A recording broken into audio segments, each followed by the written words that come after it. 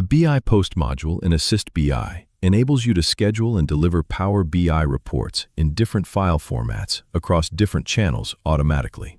For instance, we can deliver any Power BI report as an image on email body, and also as selectable content on the same email body.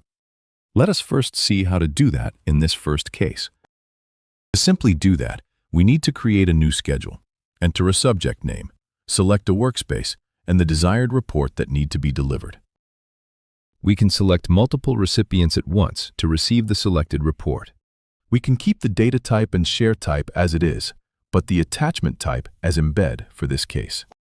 Let us schedule this report to deliver on daily basis at 4 p.m. until the end of April month.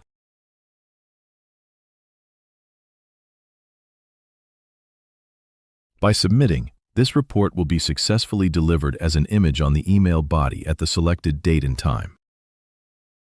Let us take a look at the recipient view of the report received on email. As simple as it is to deliver your Power BI reports in your desired format with Assist BI. Since we have already seen how to send Power BI output as image content, let us see how we can share the Power BI report in selectable format on email body.